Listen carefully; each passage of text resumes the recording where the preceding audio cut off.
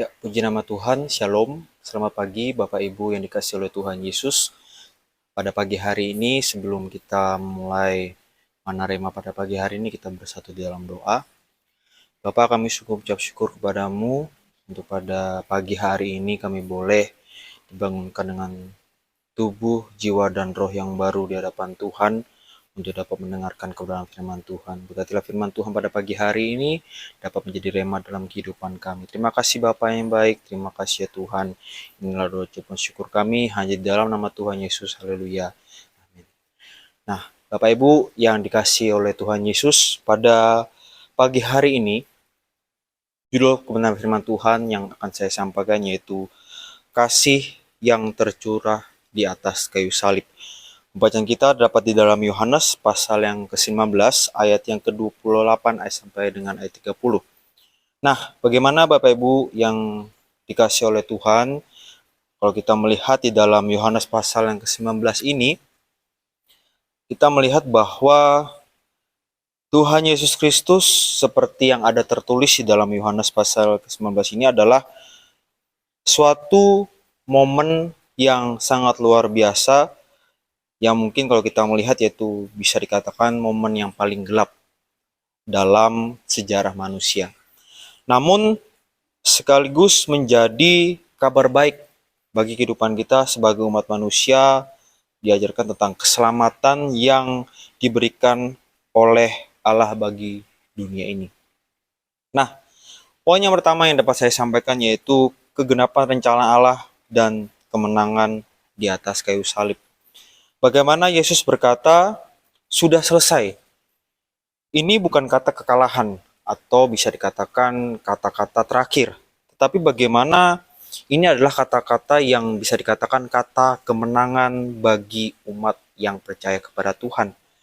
Segala yang dirancangkan oleh Allah sejak semula dunia dijadikan, dan juga bagaimana karya penebusan, pengampunan dosa yang sudah dialami oleh umat manusia, ini adalah suatu kabar gembira bagi kita umat orang percaya kepada Tuhan Yesus. Di sini adalah cerita tentang keselamatan telah diganapi di atas kayu salib. Mungkin di dalam kehidupan kita, kita tidak lagi hidup dalam ketakutan. Dan juga kita tidak takut lagi atas hukuman dosa. Karena apa? Karena Tuhan Yesus telah menyelesaikannya semuanya itu di atas kayu salib. Sekarang apa yang menjadi bagian kehidupan kita sebagai orang percaya? Pastinya hidup yang ditandai oleh syukur dan iman.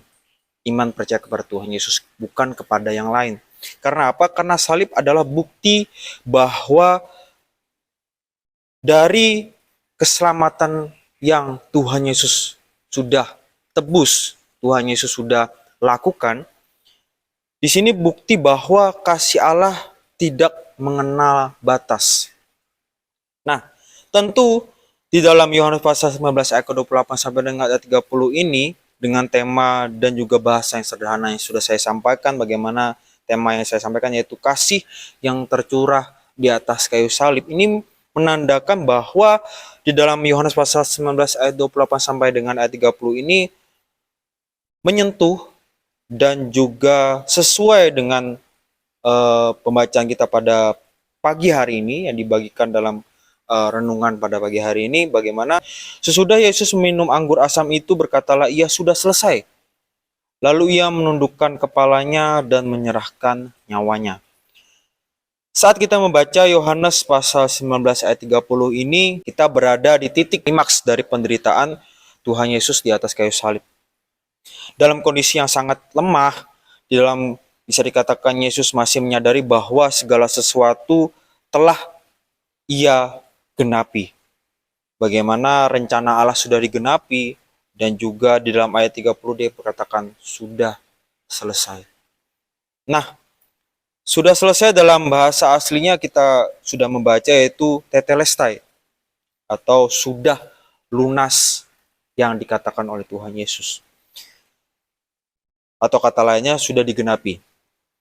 Nah, di sini bagaimana sudah diselesaikan dengan sempurna oleh Tuhan Yesus di dalam pengorbanannya di atas kayu salib. Ini menandakan bahwa hutang dosa telah dilunasi, hutang dosa umat manusia telah lunas dibayar. Bagaimana nubuat para nabi tentang Mesias telah digenapi. Dan juga jalan keselamatan kini terbuka bagi semua orang yang mau percaya kepada Tuhan Yesus. Nah, apa yang dapat kita ambil, kesimpulan yang dapat kita dapat di dalam Yohanes pasal 19 ayat 28 sampai dengan 30 ini, bagaimana hidup kita sebagai orang percaya kepada Tuhan Yesus tidak lagi di dalam kegelapan. Bagaimana karya yang sudah Tuhan Yesus genapi dan sudah Tuhan Yesus selesaikan di atas kayu salib ini menandakan bahwa kita tidak lagi terbelenggu di dalam dosa, justru kita terlepas di dalam belenggu dosa.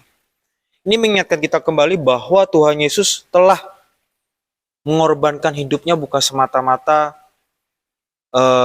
karya keselamatan biasa. Ini sungguh luar biasa.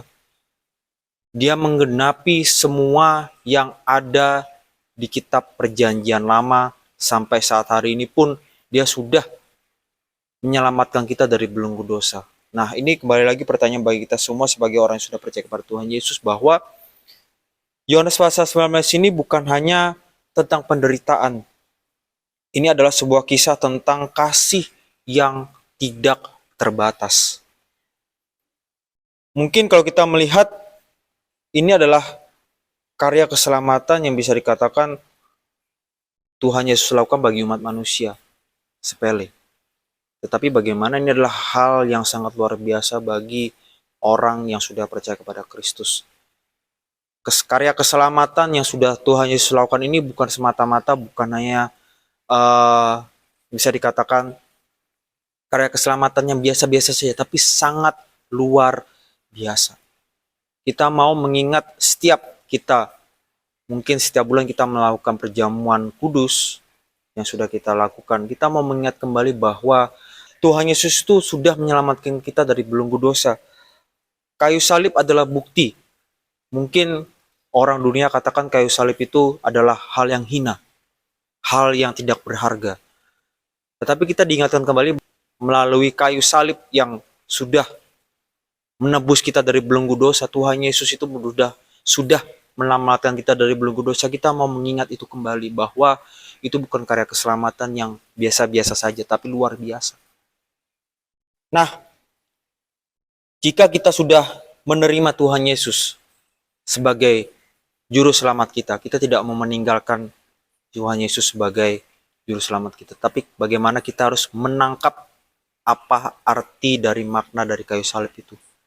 Pengorbanan yang tidak terbatas, karya keselamatan yang tidak terbatas, itulah yang harus kita ingat. Nah, hendaknya melalui renungan singkat ini kita diingatkan kembali bahwa di dalam kehidupan kita sebagai orang percaya, kita diajarkan untuk kita selalu rendah hati. Seperti Tuhan Yesus sudah menyelamatkan kita, dia tetap rendah hati. Bahkan dia menyerahkan hidupnya sepenuhnya kepada Bapa yang di surga. Karena apa? Melalui karya salibnya itu, kita diingatkan kembali bahwa kita ini sudah diselamatkan dari belenggu dosa. Amin firman Tuhan pada pagi hari ini. Kita mau bersatu dalam doa. Bapa, kami sungguh mengucap syukur kepadamu. Untuk pada pagi hari ini kami boleh diingatkan melalui kebenaran firman Tuhan yang dapat saya sampaikan. Melalui firman Tuhan yang disampaikan oleh hamba-Mu kepada jemaat Tuhan yang menyaksikan Mana Rema pada pagi hari ini. Boleh kami diingatkan melalui karya salib Kristus. Kami ditebus dengan darah yang mahal. Terima kasih Bapa yang baik. Sekiranya pada pagi hari ini jemaat Tuhan dapat terberkati. Dan juga pada pagi hari ini jemaat Tuhan yang akan menjalani aktivitas dan juga menjalani setiap pekerjaan. Kau berikan kelancaran, Kau berikan kekuatan, dan juga Kau berikan kesehatan setiap apapun yang jemaat Tuhan sudah lakukan. Terima kasih Bapa. Kami sambut setiap apapun yang kami kerjakan. Hanya di dalam nama Tuhan Yesus kami berdoa dan mengucap syukur. Haleluya. Amin.